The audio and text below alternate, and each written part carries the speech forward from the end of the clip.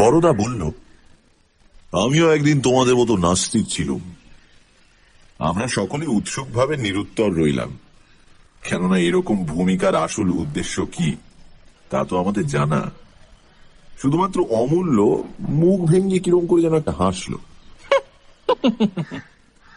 বড়দা টেবিলের উপর থেকে পা নামিয়ে বলল, কিন্তু একবার এমন একটা ব্যাপার ঘটলো যে তারপর প্রেতজনিত অবিশ্বাস করা একেবারে অসম্ভব।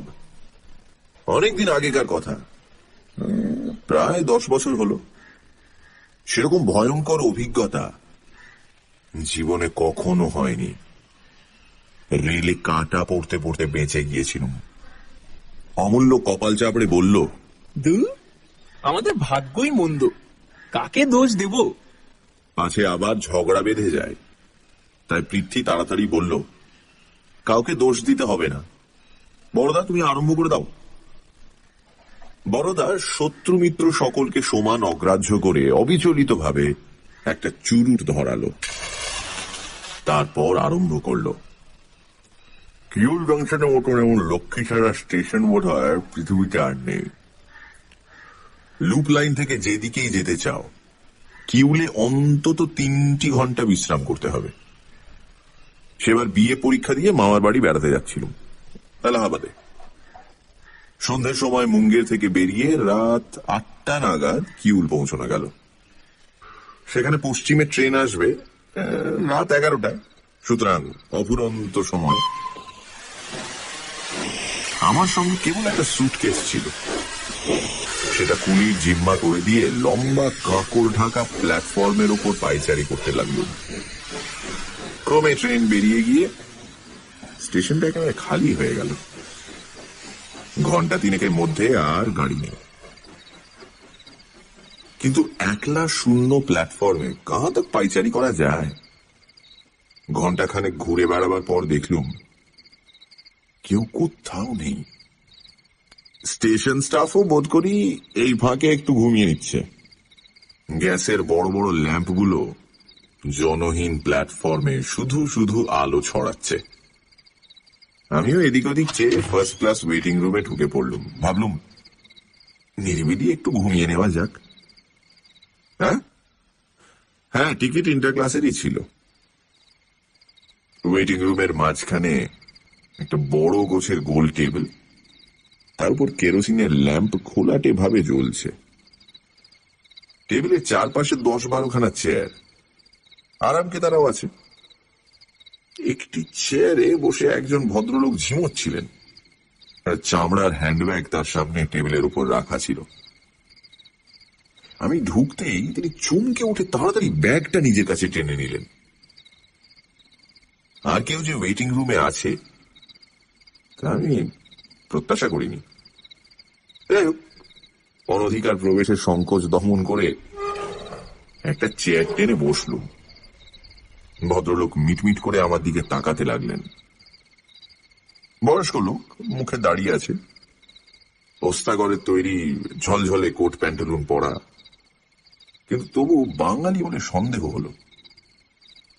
একটু ইতস্তত করে জিজ্ঞেস করলাম, মশাইয়ের কোন দিকে যাওয়া হচ্ছে?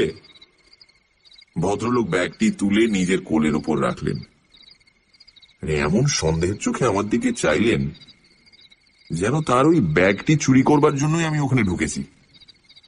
তারপর সতর্কভাবে বললেন, আমি বিলেত যাচ্ছি।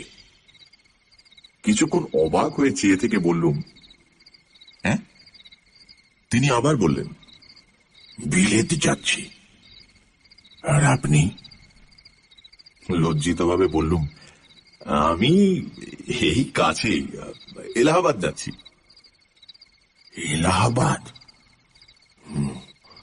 এলাহাবাদে কি করেন? কিছু করি না, মামার বাড়ি বেড়াতে যাচ্ছি। আপনি কি কখনো সেখানে ছিলেন?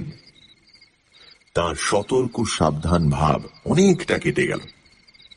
তিনি একটা দীর্ঘশ্বাস ফেলে বললেন, সেখানে আমি লিটন কলেজে ফিজিক্সের প্রফেসর ছিলাম। আমার নাম বিরাজমোহন সেন। বিরাজমোহন সেন নামটা খুব পরিচিত। আমার মামাদের মুখে তার অনেক গল্প শুনেছি। মামারা তার কাছে পড়েছিলেন। বিরাজবাবু একজন নামজাদা প্রফেসর ছিলেন, কিন্তু হঠাৎ মাথা খারাপ হয়ে যাওয়ায় তাকে অধ্যাপনার কাজ থেকে অবসর নিতে হয়। আমি সচকিত হয়ে উঠলুম। তারপর খুব ভালো করে তাকে পর্যবেক্ষণ করলুম, কিন্তু তার চেহারায় মাথা খারাপের কোনো লক্ষণই দেখতে পেলাম না। প্রকাণ্ড কপালখানা বুদ্ধি এবং পাণ্ডিত্যেরই পরিচয় দিচ্ছে। উঁচু বাঁকা নাক, চোখের দৃষ্টিতে এমন কিছু নেই যা পাগলামি বলে মনে করা যেতে পারে। আমি বললুম, আমি আপনার নাম শুনেছি, আমার মামারা আপনার ছাত্র। তাই নাকি? কি নাম তাদের বলো তো? আমি নাম বলতেই তিনি লাফিয়ে উঠে বললেন, শৈল, নীরজ, বিলক্ষণ, তাদের খুব চিনি। তুমি তাদের ভাগ্নে? বেশ বেশ, বড় খুশি হলুম। বলে তিনি ব্যাগটা আবার টেবিলের উপর রাখলেন। আমার বড় হাসি পেল। জিজ্ঞাসা করলুম, আপনার ওই ব্যাগটিতে কোনো মূল্যবান জিনিস আছে না? মূল্যবান? তিনি একটু চুপ করে থেকে বললেন, হ্যাঁ, তা বলতে পারো। এমন মূল্যবান জিনিস পৃথিবীতে আর নেই। আমি আশ্চর্য হয়ে জিজ্ঞাসা করলুম, কি জিনিস? তিনি আস্তে আস্তে বললেন, একটা চশমা।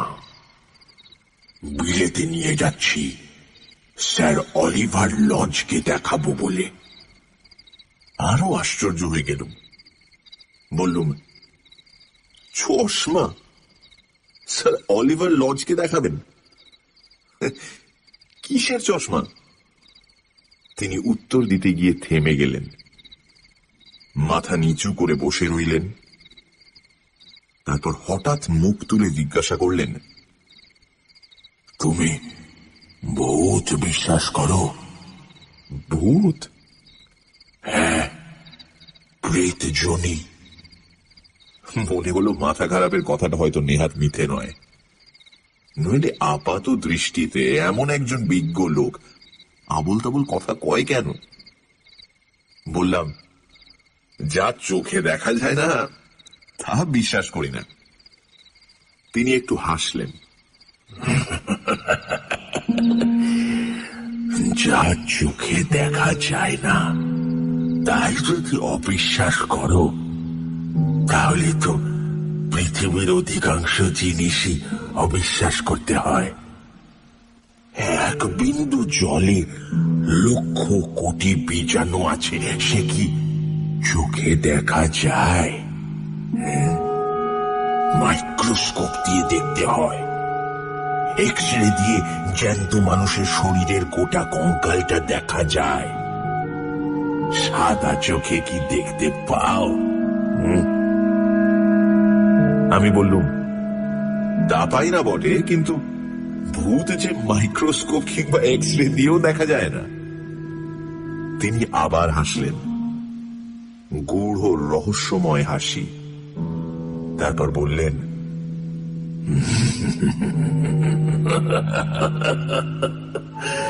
তা বটে, কিন্তু সাদা চোখেও যে অনেকে দেখেছি। আমি বললুম, তারা হয় ভ্রান্ত নয় ঠগ। তিনি গম্ভীর হয়ে বললেন, পৃথিবীতে সকলকে ভ্রান্ত কিংবা ঠগের পর্যায়ে ফেলা যায় না। খাঁটি লোকও আছে। শিশির ঘোষ জোচ্চোর ছিলেন না, নির্বোধও ছিলেন না, কিন্তু তোমার এখন বয়স কম। নাস্তিকতায় তোমার বয়সের ধর্ম। আমিও তোমার মতোই অবিশ্বাসী ছিল। বেশি দিন নয়, 2 বছর আগে পর্যন্ত আমি প্রেতজনি সম্বন্ধে ঘোর নাস্তিক ছিল। তারপর হঠাৎ একদিন সব উলট পালট হয়ে গেল। যে অপূর্ব জিনিস না জেনে আবিষ্কার করে ফেললুম, তাতে জীবনের ধারাটাই বদলে গেল।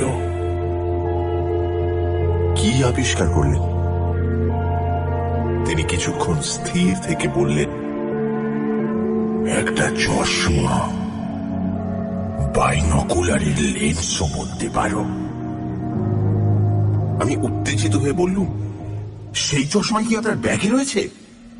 হ্যাঁ। আর ওই চশমাই স্যার অলিভার লজকে দেখাতে নিয়ে যাচ্ছেন? হ্যাঁ। কি ব্যাপার? আমাকে সব বলুন, আমি মানে আমার ভারী কৌতূহল হচ্ছে। তিনি বললেন, লোকের কাছে বলে যেরকম হাস্যাস্পদ আর ক্ষতিগ্রস্ত হয়েছে, তাতে কাউকে বলতে ইচ্ছে করে না। যাও, তুমি যখন আগ্রহ প্রকাশ করছো, তখন শোনো। আমি বিজ্ঞানের অধ্যাপক। বিজ্ঞানের রাজ্যে বাতি, খেয়াল, কল্পনার স্থান নেই। সেখানে নিরস নিষ্ঠুর সত্যের কারবার। সুতরাং ভূত প্রেত সম্বন্ধে আমার মনে যে একটা মজ্জাগত বিরুদ্ধতা থাকবে, তা সহজেই অনুমান করতে পারবে। ভেবে দেখো, নিঃসংশয়ে ভূত প্রেত বিশ্বাস করা যেতে পারে এমন জোরালো প্রমাণ আজ পর্যন্ত কিছু পাওয়া গেছে কি? সবই দোয়া দোয়া, অনিশ্চিত। বৈজ্ঞানিক কেউ কেউ স্বীকার করেছেন বটে, কিন্তু বিজ্ঞান স্বীকার করেনি। বিজ্ঞান চায় নিরেট স্থূল সত্য, আবছায়া অস্পষ্ট কিছু সে চায় না। তাই শিক্ষার গুণে আমিও চিরদিন ভূত প্রেতকে ঠাট্টাই করে এসেছি। Conan Doyle, sir Oliver Lodge, এদের ভ্রান্ত খেয়ালি মনে করেছি। কখনো ভাবিনি যে আমি একদিন অন্যকে বিশ্বাস করাবার জন্য ছোটাছুটি করে বেড়াবো, আর তারা আমাকে পাগল মনে করে আমার কথা হেসে উড়িয়ে দেবে। এইটাই বোধহয় আমার জীবনের সবচেয়ে নিষ্ঠুর পরিহাস। বছর 2 আগে কলেজের ল্যাবরেটরিতে আমি দূরবীনের লেন্স নিয়ে এক্সপেরিমেন্ট করছিল। একটা বড় সবুজ রঙের ক্রিস্টাল একদিন কুড়িয়ে পেয়েছিল। সেইটে, কিন্তু তুমি বোধহয় আর্টস স্টুডেন্ট, সব কথা বুঝবে না। মোটামুটি বলে রাখি, একটা অদ্ভুত ফিকে সবুজ রঙের ক্রিস্টাল হাতে এসে পড়েছিল। তাই থেকে নিজের হাতে কতগুলো লেন্স তৈরি করেছিল। যন্ত্রের সাহায্য না নিয়ে হাতে করে ঘষে ঘষে লেন্স তৈরি করা সহজ কথা নয়, বিস্তর সময় লাগে। তাছাড়া সব সময় নির্ভুল হয় না, বাঁকা চোরা থেকে যায়। কিন্তু আমার খেয়াল হয়েছিল, তাই নিজের হাতেই তৈরি করছিল। একদিন দুপুর বেলা, তখনও লেন্স সম্পূর্ণ তৈরি হয়নি, কেমন হচ্ছে দেখবার জন্য আমি সেগুলোকে ফ্রেমের উপর বসিয়ে চোখে পড়লুম। চশমার দোকানে চোখ পরীক্ষা করবার সময় যেরকম ফ্রেম চোখে পরিয়ে দিয়ে তাতে বিভিন্ন শক্তির কাঁচ বসিয়ে বসিয়ে পরখ করে, দেখেছ বোধহয়। আমি ঘাড় নাড়লুম। বিরাজবাবু বলতে লাগলেন, দুপুর বেলা ল্যাবরেটরিতে কেউ ছিল না। আমি দৌড় বন্ধ করে একা কাজ করছিল। কিন্তু চশমা চোখে দিয়ে মুখ তুলেই দেখলুম একজন লোক ঠিক আমার সামনের চেয়ারে বসে এক দৃষ্টি আমার পানে তাকিয়ে রয়েছে। লোকটা সাহেব, টক টকটকে গোলাপি রং, মুখে চঞ্চল দাড়ি, তার অদ্ভুত বেশভূষা। মধ্যযুগে ইউরোপীয়রা যেরকম মখমলের জরিদার পোশাক পরত সেই রকম। আমি বেবা চাকা খেয়ে তাড়াতাড়ি চশমা খুলে ফেললুম। দেখলুম কেউ কোথাও নেই, চেয়ার খালি। খানিকক্ষণ কিছুই বুঝতে পারলুম না। তারপর আবার চশমা পরে দেখলুম লোকটা বন্ধ দরজার ভিতর দিয়ে চলে গেল। বিরাজবাবু চুপ করলেন। আমি রুদ্ধশ্বাসে প্রশ্ন করলুম,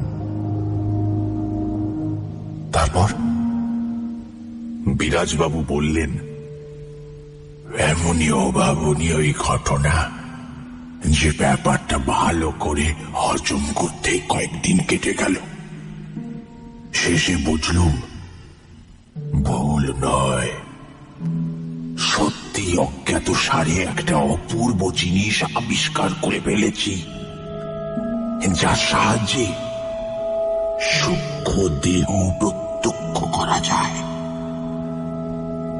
এই জিনিস নিয়ে কি করব প্রথমটা ভেবেই পেলুম না। শেষে ঠিক করলুম আমাদের প্রিন্সিপাল সাহেবকে বলবো।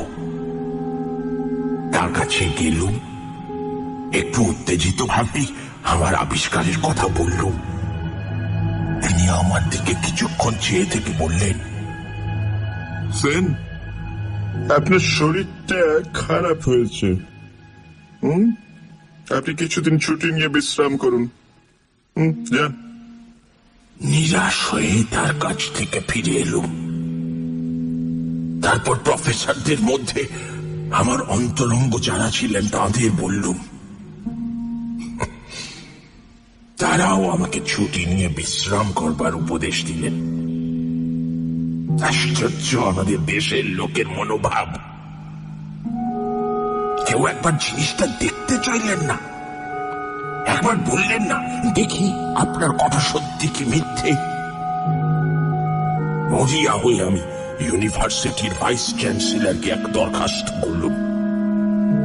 তাকে সব কথা জানিয়ে লিখলুম যে তিনি যদি ইচ্ছে করেন আমি সর্বসমক্ষে ডেমনস্ট্রেট করে দেখাতে রাজি আছি।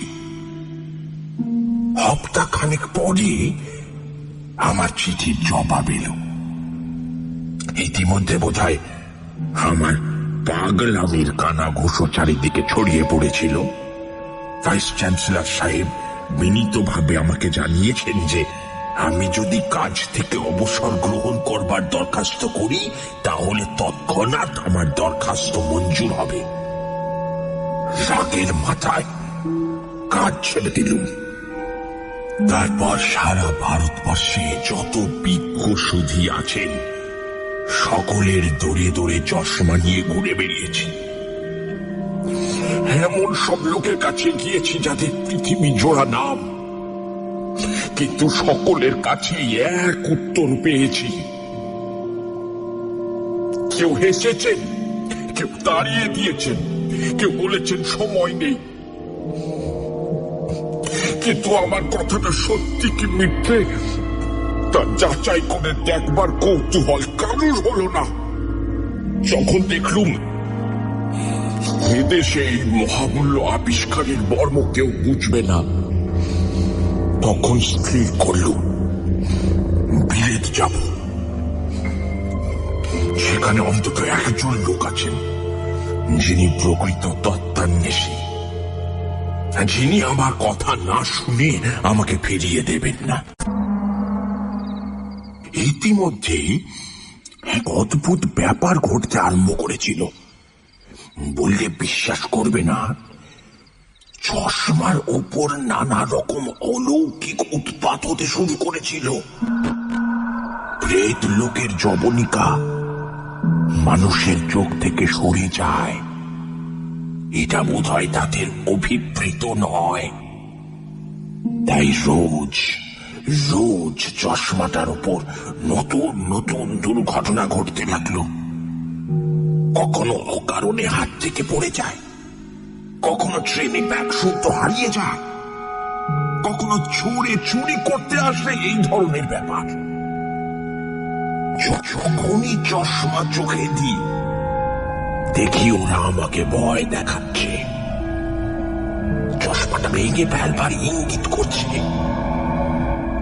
একবার একটা অদৃশ্য হাত আমার চুল ধরে এমন নাড়া দিলে যে চশমাটা চোখ থেকে ছিটকে মেঝে পড়ল। ভাগ্যে কার্পেট ছিল, নইলে সেই দিনই ওটা যেত।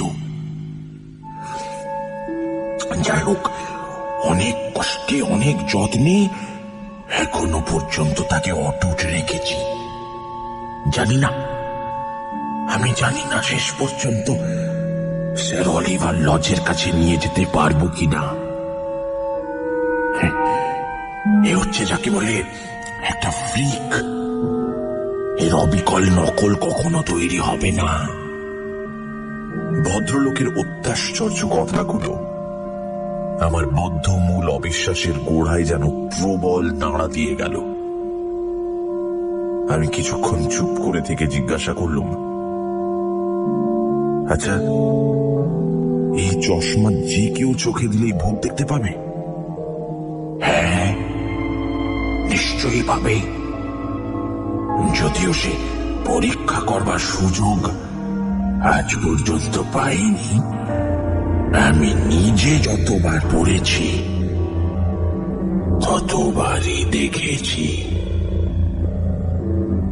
আমি আর কৌতূহল দমন করতে না পেরে বললুম, তাহলে আমাকে একবার দেখাতে পারেন? নিশ্চয়ই পারি। তিনি সানন্দে ব্যাগটা নিজের দিকে টেনে নিয়ে বললেন, দেখাবার জন্য আমি ছটফট করে বেড়াচ্ছি, কিন্তু আমার দুর্ভাগ্য কেউ দেখছে না।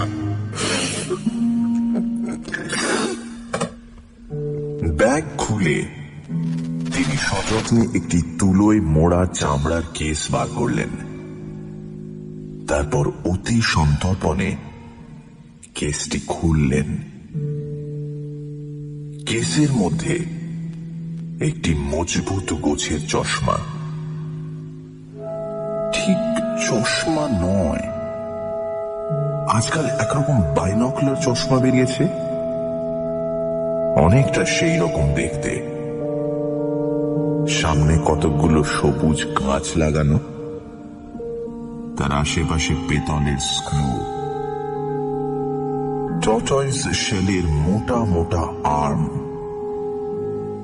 বিরাজবাবু উঠে এসে সাবধানে আমার নাকের উপর চশমাটি বসিয়ে দিলেন। প্রথমে কিছুই দেখতে পেলুম না, কেবল সবুজ ধোঁয়া।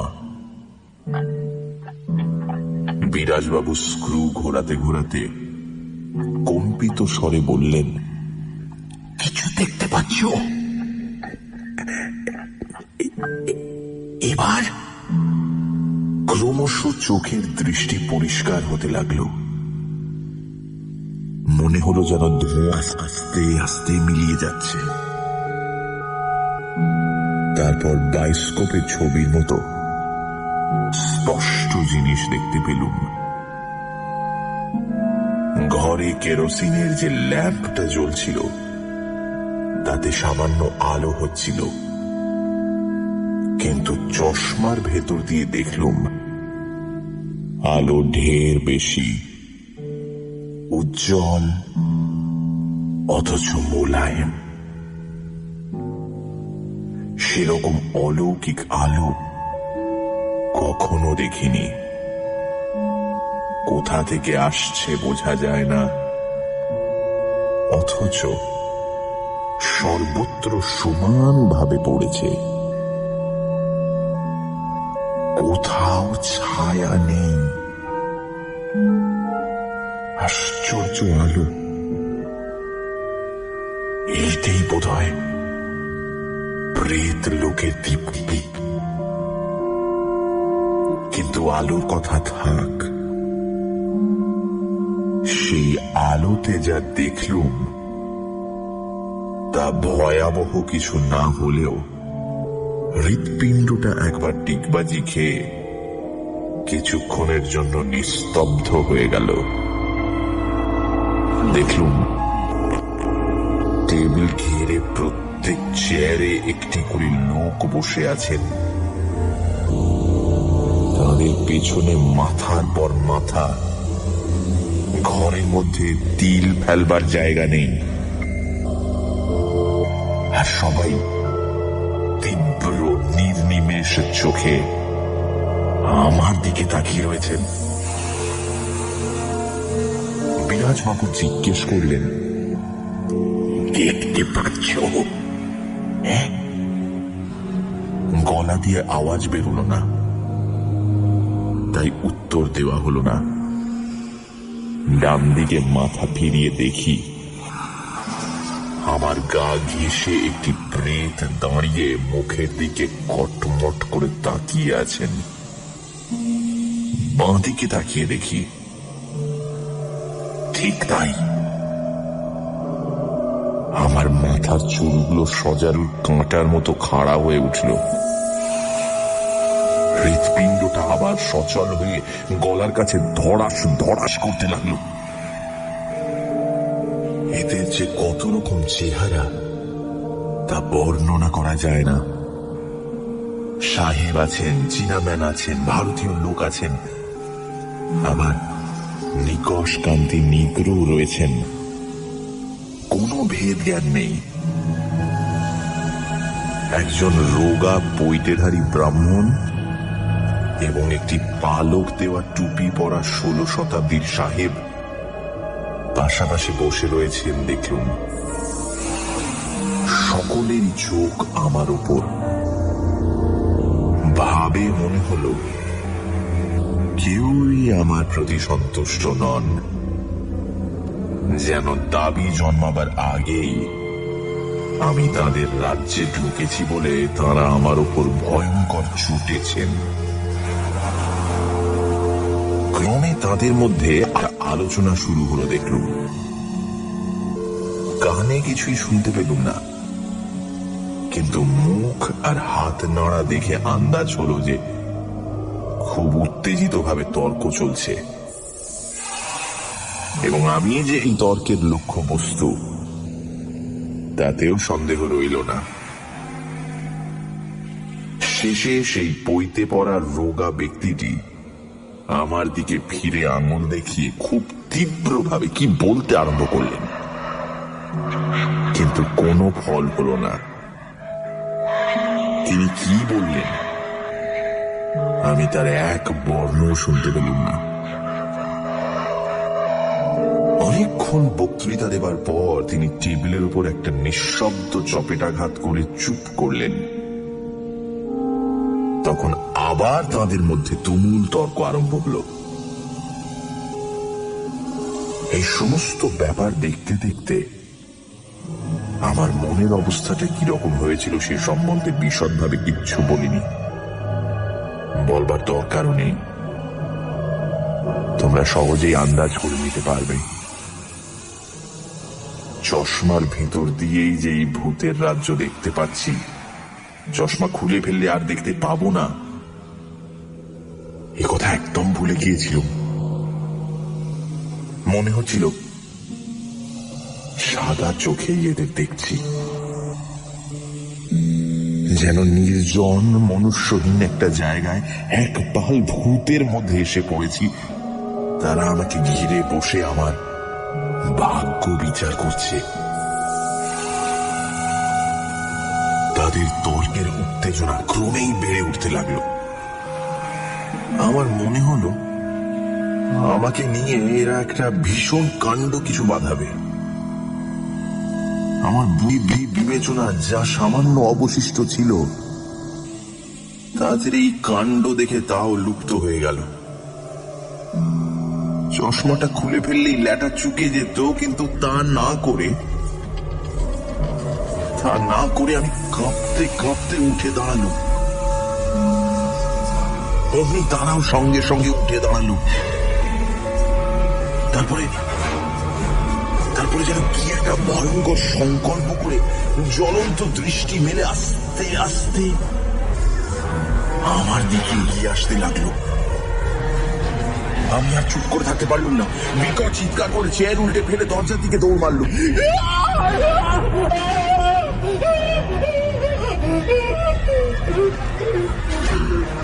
প্ল্যাটফর্মে পৌঁছে দৌড়তে দৌড়তেই ঘাট ফিরিয়ে দেখুন তারা তেমনই ভিড় করে আমার পেছনে দাঁড়িয়ে আসছে। এই সময় একটা বিরাট রই রই শব্দ কানে গেল। খবরদার, হুঁশিয়ার, ট্রেন আতা হ্যায়। সঙ্গে সঙ্গে চলন্ত ট্রেনের ফোঁস ফোঁস হড় হড় শব্দ। ঠিক প্ল্যাটফর্মে কিনারায় পৌঁছে আমি হ্যাচকা মেরে নিজেকে সামলে নিলাম। গরম ইঞ্জিনটা শো শো শব্দ করে আমার প্রায় নাকের সামনে দিয়ে বেরিয়ে গেল। হ্যাচকা দিয়ে নিজেকে সামলালুম বটে, কিন্তু ভারী চশমাটা নাকের উপর থেকে ছিটকে গিয়ে পড়ল ঠিক লাইনের উপর, আর গাড়ির চাকাগুলো গড়গড় করে সেটাকে গুঁড়ো করে দিয়ে চলে যেতে লাগলো। আমার হাতে পায়ে আর জোর ছিল না। অবশভাবে আমি প্ল্যাটফর্মের কাঁকড়ের উপরেই শুয়ে পড়লাম। চেতনা লুপ্ত হয়ে আসছিল। মাথার মধ্যে ঝিমঝিম করছিল, তারই মধ্যে ক্ষীণভাবে শুনতে লাগলো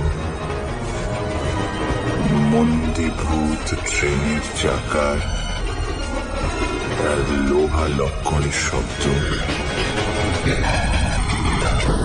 মনে হলো যেন এতক্ষণে সে বেদগুলো সবাক হয়ে আমাকে ঘিরে বিচিত্র স্বরে মহা আনন্দের হাসি হাসছে।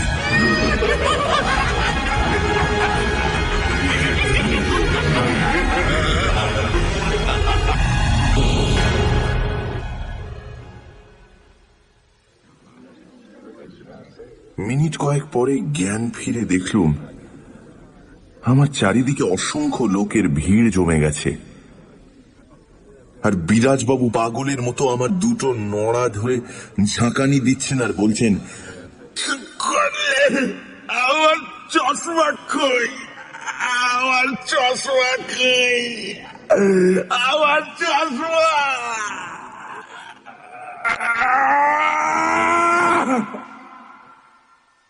মূর্ছা যাওয়াটাই বুদ্ধিমানের কাজ ভেবে আমি আবার মূর্ছিত হয়ে শুয়ে পড়লুম।